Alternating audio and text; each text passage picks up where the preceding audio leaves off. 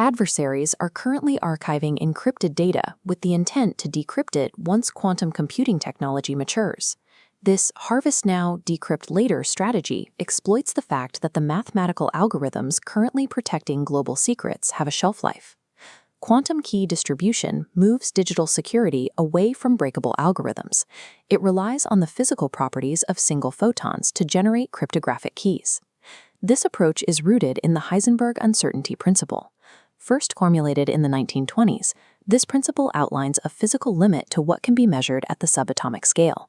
Under this principle, the act of measuring a quantum state inevitably and permanently alters that state.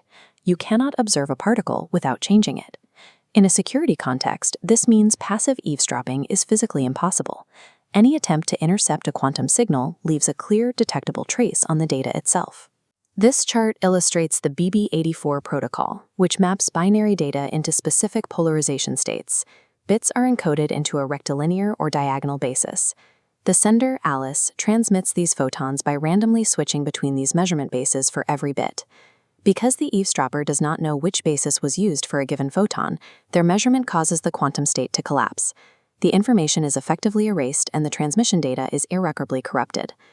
Alice and Bob then compare a subset of their data to calculate the error rate. If this check reveals the specific corruption caused by a measurement, the system identifies the intrusion and aborts the key.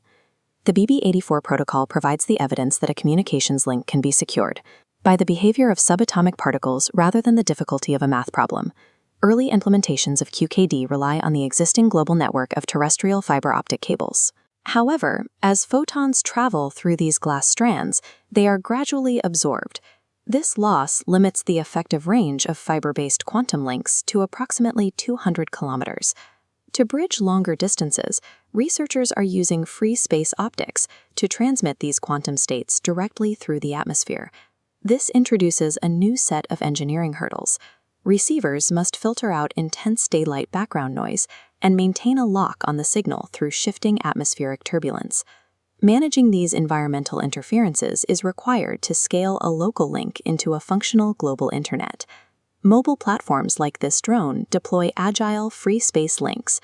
The mounted optical payload can establish a quantum connection without requiring fixed ground infrastructure. Maintaining a laser link during flight requires active stabilization.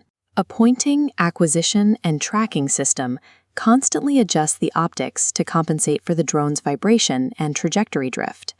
To protect the receiver from solar interference, angular rejection filters physically block stray light from entering the detector, allowing the system to operate even in bright daylight. Scaling this technology requires moving into orbit. Satellite nodes avoid signal degradation in the lower atmosphere, allowing them to distribute keys across continents. As shown in this model, a satellite can establish a key with one ground station and then relay that security to another thousands of kilometers away. This requires precise signal management, including the use of decoy states to verify transmission and active compensation for the Doppler shift caused by the satellite's high orbital velocity.